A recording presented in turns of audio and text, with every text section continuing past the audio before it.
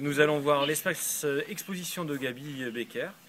Il nous a fait l'honneur de nous inviter pour pouvoir découvrir son exposition privée.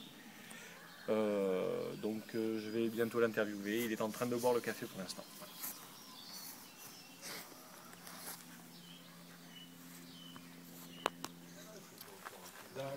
Donc nous sommes dans le jardin de Gaby Becker. Une petite visite. Vous avez ici un arbre qui s'appelle Goliath. Je vais me reculer un petit peu. Voilà, Goliath.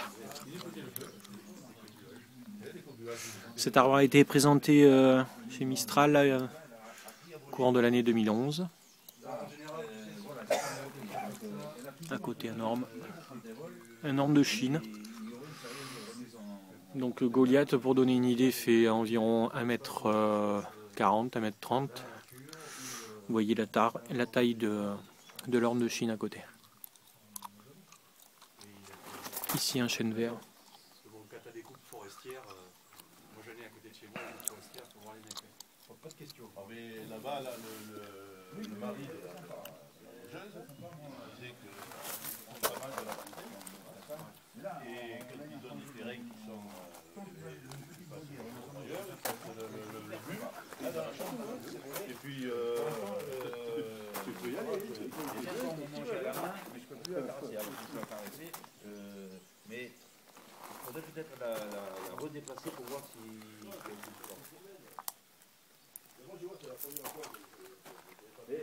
Voilà, vous avez une petite idée du travail qu'il faut accomplir. Ça, c'est l'arbre, par contre, qui, quand on fait un travail dessus, 2 ans d'attente. Rempotage, 2 ans d'attente. Donc il ne faut pas se louper. C'est un arbre qui réagit très mal à tout ce qu'on peut lui faire. Pourquoi hein? Pas sylvestre comme les autres, je n'ai aucune explication. D'accord. Je sais que cet arbre-là réagit très mal. Pour dire, pour faire voir d'autres exemples d'arbres qui ne réagissent pas de la même manière, donc on a Goliath, qui est sorti en exposition. On a celui-là. Ouais, que tu nommes comment? Celui-là, c'est le Saulieu, puisqu'il a fait le deuxième prix de Saulieu. Qui réagit très très bien, qui avance très vite. Ce sont des arbres qui ont été travaillés à Versailles, donc en 2007, si mes souvenirs sont bons. Oui, je me rappelle. Il y en avait un troisième qui a été travaillé à Versailles et qui n'avance pas. Le troisième, c'est celui-là. Voilà, tel qu'il est, travaillé à Versailles, donc remis en forme plusieurs fois. Très mauvaise ramification, voilà, c'est un arbre qui n'avance pas. Alors c'est pas parce qu'il est en pot, parce que je l'ai mis en pot plus tard, il a été travaillé pendant des années dans des conteneurs, dans des pots de culture. Pour quelle raison, c'est inexplicable. Je ne sais pas pourquoi certains arbres avancent plus que d'autres.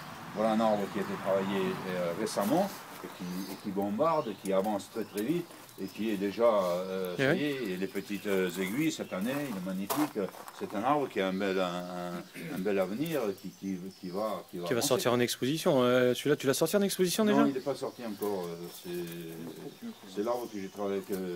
Je suis allé travailler à l'école européenne espagnole, donc on m'a demandé on m'a invité à aller à Minorque.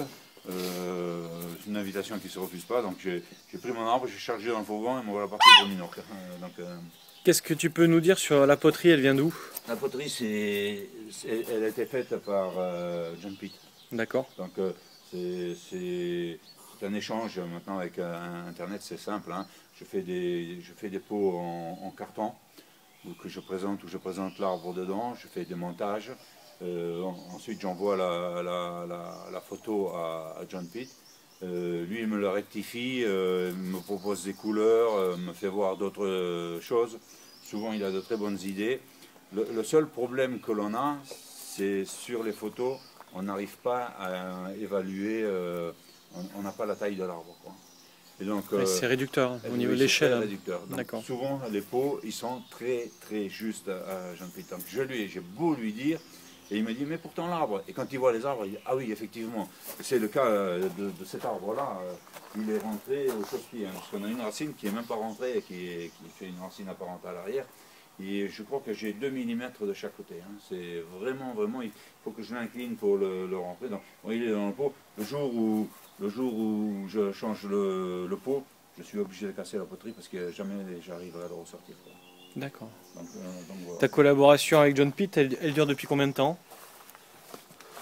C'est mon potier, après Galinou qui me fournit les pots, donc j'achète les pots de culture ou de présentation, comme ça, c'est un pot que j'ai pris chez Jacques, qui est très joli, hein, c'est un très joli pot. Après, quand j'ai un arbre exceptionnel qui mérite une poterie un peu plus adaptée à l'arbre, je travaille avec John Pitt. Pourquoi John Pitt? Parce que j'ai commencé avec lui parce que c'est Liporas qui me l'a présenté. Ensuite, c'est facile, il me fait les pots avec Internet, donc c'est simple. Et puis comme il vient au moins 2-3 fois par an en France, c'est facile pour récupérer les pots, quoi. Donc celui-là, c'était Olivier qui me l'avait récupéré, qui me l'a ramené. Après, il y a toujours quelqu'un qui se déplace lors d'une manifestation, donc j'arrive toujours à faire rapatrier mes pots. C'est lui aussi, John Pitt, qui a proposé et qui a imaginé le pot pour le cobra, qui est comme un arbre qui est entièrement déporté sur la gauche.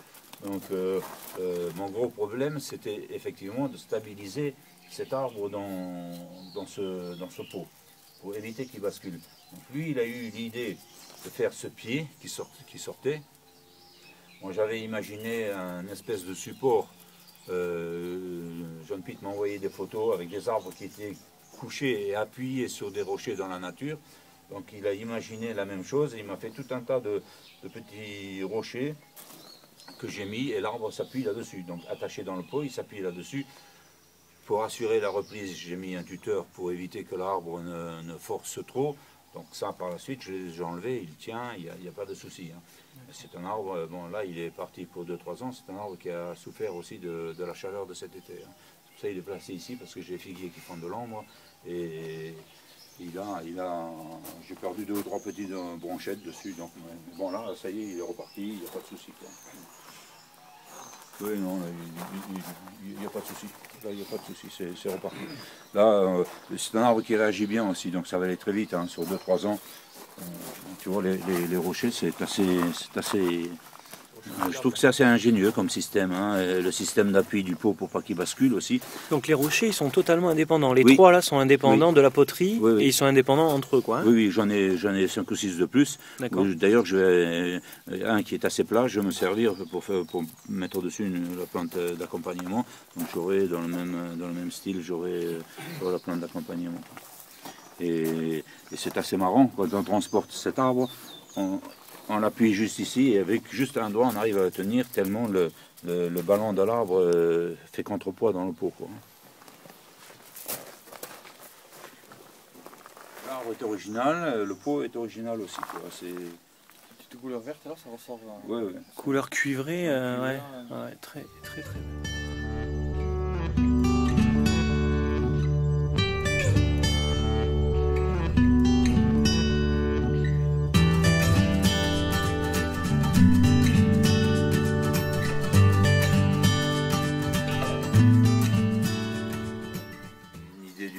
Qui est quand même pas mal faussé en France, hein, avec les petits arbres de Carrefour et on s'imagine que les bonsaïs sont à l'intérieur, sur la télévision ou sur le frigo, quoi, hein, donc c'est pas du tout le cas. Hein. Justement à ce propos, comment tu es arrivé à travailler des arbres de cette dimension? Est-ce que c'est arrivé d'un coup ou progressivement? Est-ce que tu avais une collection avant qui était avec des arbres très petits comme beaucoup d'entre nous? Oui, j'avais des arbres Carrefour comme tout le monde. Je faisais, quand les arbres arrivaient, je savais que ça arrivait le vendredi. Et le vendredi soir, j'étais Carrefour pour avoir le plus de choix possible. Et puis j'ai connu Alain Bervac je prélevais déjà quand je l'ai connu, mais qui m'a fait voir la possibilité de prélever de gros arbres. Sans Alain, je n'aurais jamais prélevé des arbres de cette taille. Donc j'ai appris avec lui pendant 3 ans, j'ai travaillé pour lui, j'ai prélevé des arbres pour lui. Et un jour, donc, je me suis mis à me prélever mes arbres pour moi. Donc c'est comme ça que j'ai vu que les gros arbres reprenaient, que j'arrivais à les faire reprendre. C'est toute une technique. Après j'ai rencontré Liporas, qui lui m'a appris, enseigné à travailler les arbres et surtout avoir une vision des arbres exceptionnelle. C'est-à-dire que des arbres droits, des arbres, ça c'est chez le pépiniériste, hein, je ne critique pas les arbres droits, c'est pas la peine d'aller en montagne et se fatiguer à les ramasser, on les trouve chez le pépiniériste pour pas cher. Donc trouver des arbres qui étaient exceptionnels, qui étaient uniques, et actuellement c'est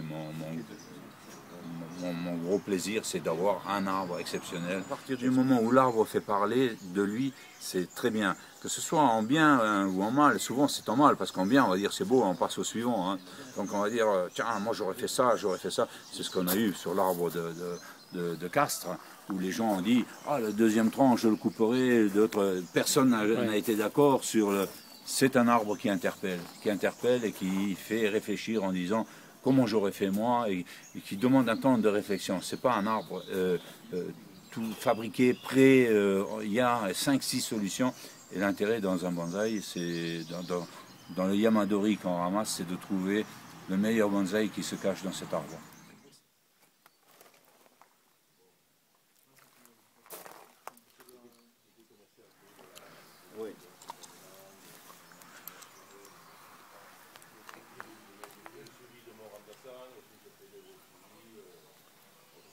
Avec le système pour couvrir quand il fait trop chaud.